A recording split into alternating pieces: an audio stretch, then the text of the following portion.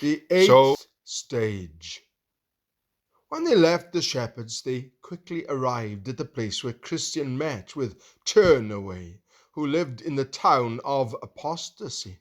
Therefore Greatheart, acting as their guide, reminded them of Turnaway.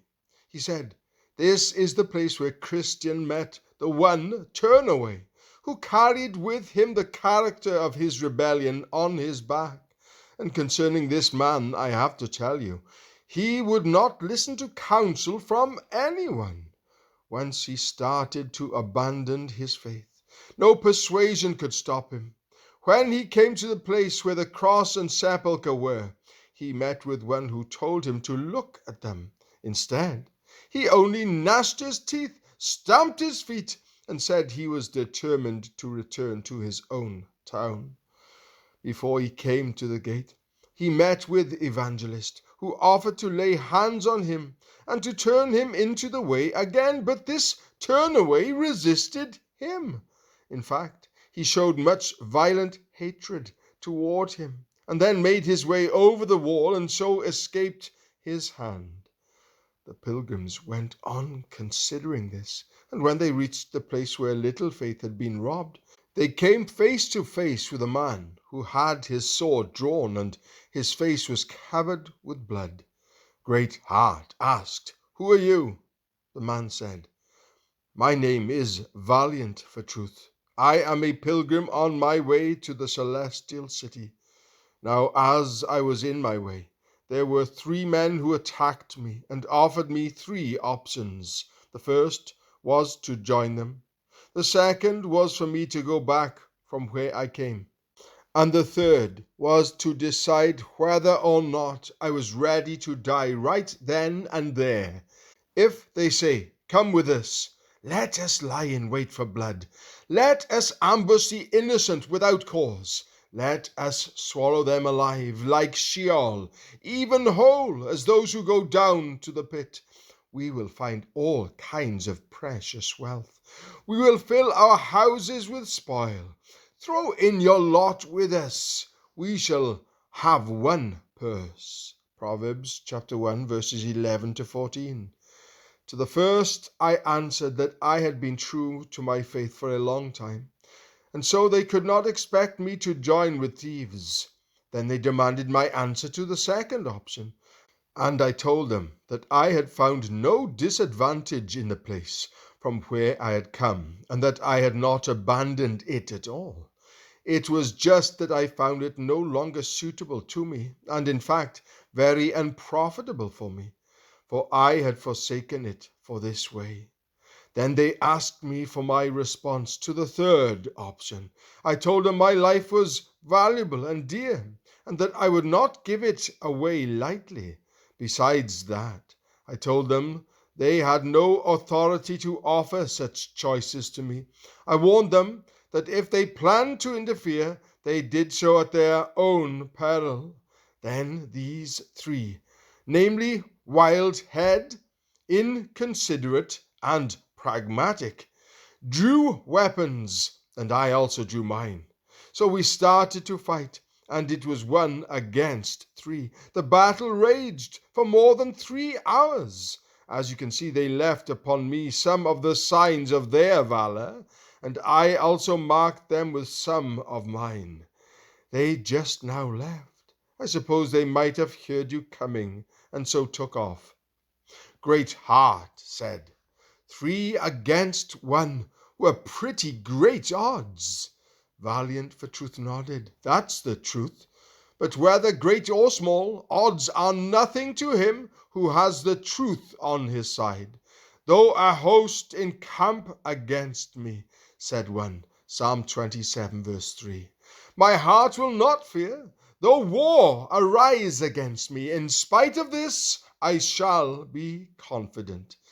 Besides," he said, "I have read in some records that one man fought an army, and look how many Samson slew with a jawbone of an ass." Then Greatheart asked, "Why didn't you cry out, so someone might have heard you and come to your aid sooner?" "I called out to my king, whom I knew could hear me, and provide invisible help, Valiant for Truth said. That was sufficient for me. Greatheart said to Valiant for Truth, You have behaved in a worthy manner. Let me see your sword. So Valiant for Truth showed it to him, and he took it into his hand. He studied the blade closely for a moment and said, Aha! It is a straight Jerusalem blade. Valiant for Truth nodded and said, That's right, it is. Let a man have one of these blades with a hand to wield it and skill to use it, and he may venture upon an angel with it. He has no need to fear holding it, as long as he knows how to apply it. Its edge will never blunt. It will cut flesh and bones and soul and spirit and all. For the word of God is living and active and sharper than any two-edged sword, and piercing as far as the division of soul and spirit, of both joints and marrow, and able to judge the thoughts and intentions of the heart. Hebrews chapter 4, verse 12. You fought a long time, Greatheart said. I am surprised you didn't grow weary. I fought until my sword clung to my hand. The two melded, as if a sword grew out of my arm. When the blood ran through my fingers, I fought with the most courage. Greatheart said, You have done well. You have resisted to the point of shedding your blood while striving against sin. Come, you shall live along with us, for we are your companions. Then they took him in, washed his wounds, and gave him what they could from what they had, to refresh him. And from that point they travelled together.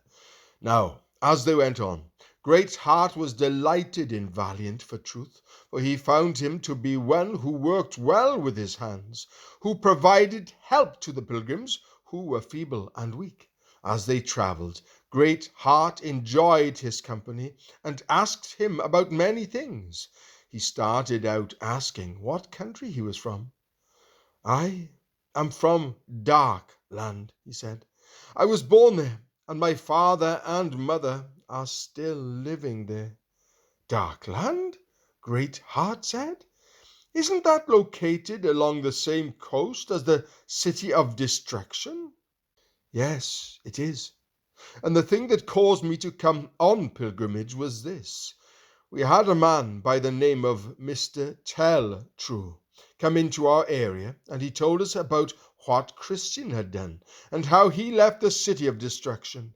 He told about how he had left his wife and children, and had taken up a pilgrim's life. It was also reported how he had killed a serpent that had resisted him in his journey, and how he reached his intended destination. Mr. Tell-True also told about the welcome he received at his lord's lodgings, especially when he came to the gates of the celestial city, about how he was received with the sounds of trumpets by a company of shining ones.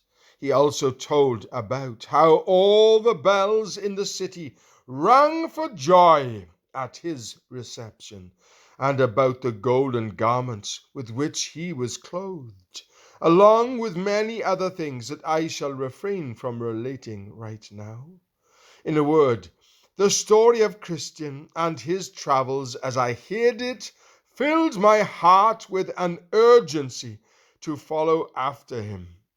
My father and mother wanted me to stay with them, but I just couldn't do it. So I left them, and I have come this far on my way.